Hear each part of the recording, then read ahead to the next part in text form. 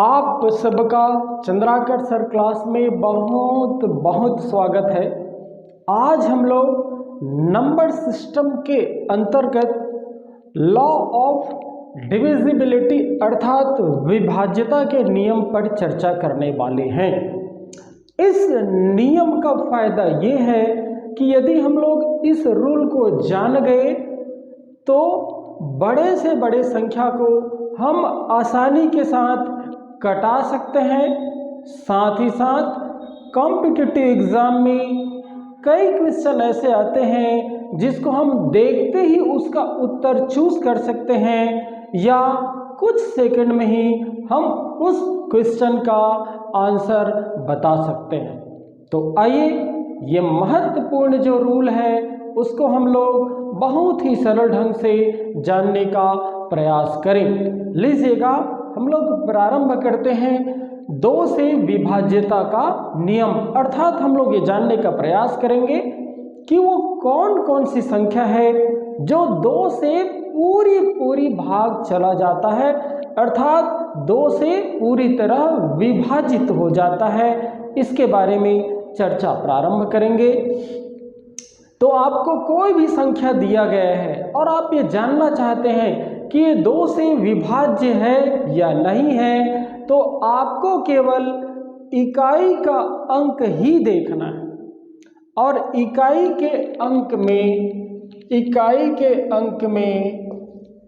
इकाई में यदि आपको 0 मिल गया या 2 मिल गया या 4 मिल गया या 6 मिल गया या 8 मिल गया, इनमें से कोई भी यदि इकाई में उपस्थित है तो वो पूरी की जो पूरी संख्या है वो 2 से पूरी भाग चला जाएगा, अर्थात वो 2 से विभाज्य होगा। आपको केवल यूनिट प्लेस अर्थात इकाई के अंक, कोई भी बड़ी से बड़ी संख्या हो, आपको केवल इकाई के अंक को ही ध्यान देना है।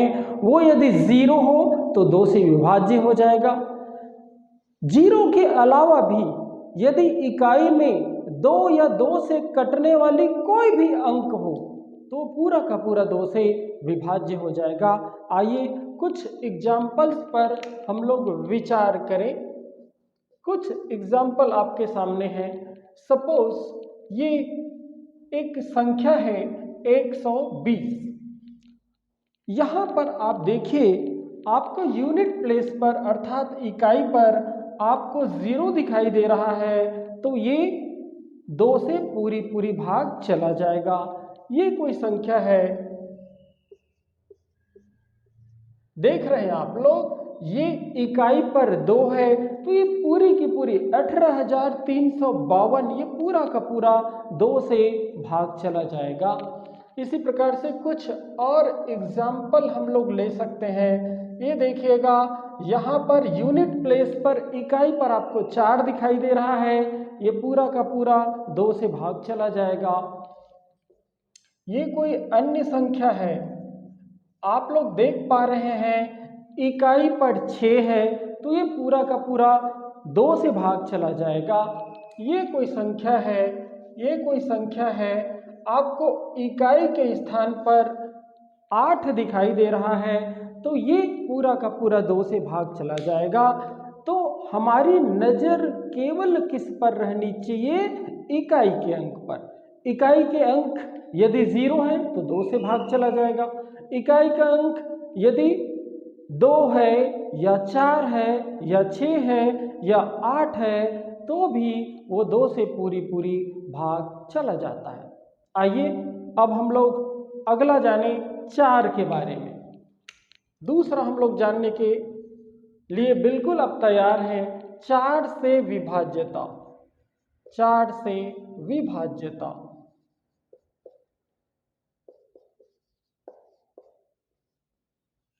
चलिए 4 से विभाज्यता का क्या रूल है, किस नियम का हम लोग पालन करें कि वो सवाल को हम कुछ सेकंड में ही बना पाएं, इसके ऊपर हम लोग चर्चा करते हैं। अभी आपने 2 के बारे में जाना, आपको केवल इकाई का अंक देखना है।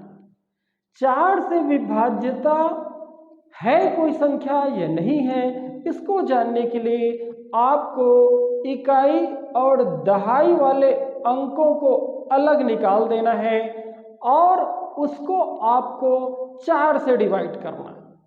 यदि वो इकाई और दहाई के अंक वाली जो संख्या है वो 4 से विभाजित हो गया तो पूरा का पूरा जो संख्या है वो 4 से भाग चला जाता है। आइए एक एग्जाम्पल के द्वारा हम लोग समझने का प्रयास करें। एक एग्जाम्पल लीजिएगा। एक एग्जाम्पल आपको दिखाई दे रहा है 17,532। अब हमें जानना है ये 4 से विभाज्य है या नहीं है।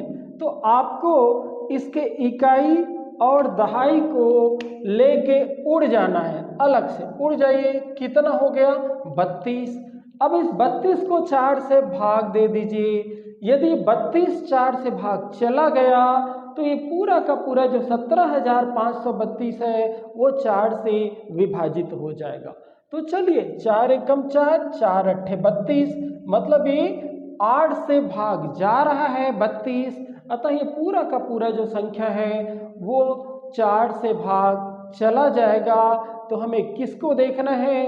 केवल इकाई और दहाई के अंक को लेकर के हमें अलग से एक संख्या बना लेना है और ये संख्या यदि 4 से भाग चला जाए तो पूरा संख्या जो है वो 4 से भाग चला जाएगा। एक अन्य एग्जाम्पल हम लोग ले लेते हैं।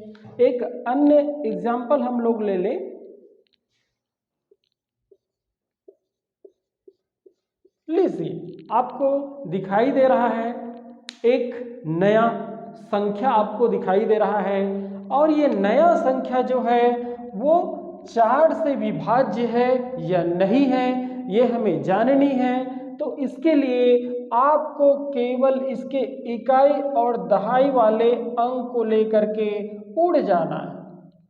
तो कितना है? 12 है। इसको 4 से भाग दे दीजिए। यदि ये 4 से भाग चला गया तो ये पूरा का पूरा ये जो संख्या है वो 4 से विभाज्य हो जाएगा। तो 4 एकम 4, 4 तिया 12, 3 बार में जा रहा है। अतः ये पूरा जो संख्या है वो 4 से विभाज्य हो जाएगा। तो हम लोगों ने क्या जाना? यदि 2 से विभाज्यता कोई संख्या है या नहीं है इसके लिए केवल इकाई को देखना है। 4 के लिए आपको इकाई और दहाई दोनों को देखना पड़ेगा। आइए अगली संख्या लेते हैं 8। तीसरा है 8 से विभाज्यता।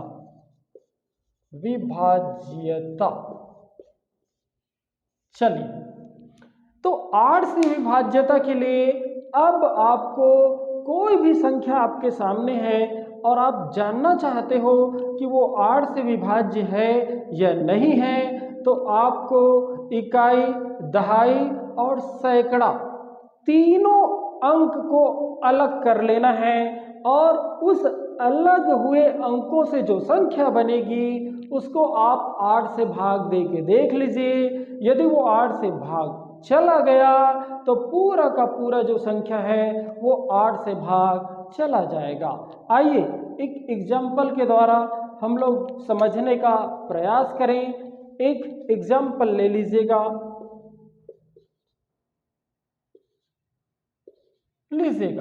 एक एग्जाम्पल, एक बड़ा सा एक संख्या आपके सामने आपको दिखाई दे रहा होगा।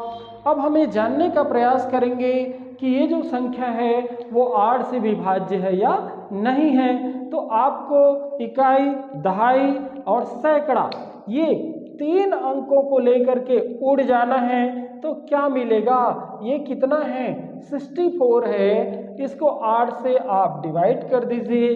देख लीजिएगा, ये 8 एकम 8, 8 8 64। तो ये 8 से कट जा रहा है। इकाई, दहाई और सैकड़ा वाली अंकों को लेकर के हमने जो एक नया संख्या देखा है 64, वो 8 से विभाज्य है। अतः ये पूरी जो संख्या है वो 8 से विभाज्य होगा। आइए एक और एग्जाम्पल के द्वारा हम लोग इसको समझने का प्रयास करें। एक और एग्जाम्पल आपके सामने है, लीजिएगा। और ये एग्जाम्पल कुछ यूं है, ये है ये एग्जाम्पल है आपका। लीजिए एक बड़ा सा संख्या फिर आपको स्क्रीन पर नजर आ रहा होगा। हमें चेक करना है कि ये 8 से विभाज्य है या नहीं है। तो हमें क्या करना है, केवल इकाई, दहाई और सैकड़ा वाली अंक को लेकर के भाग जाना है, ज़्यादा दूर मत जाना।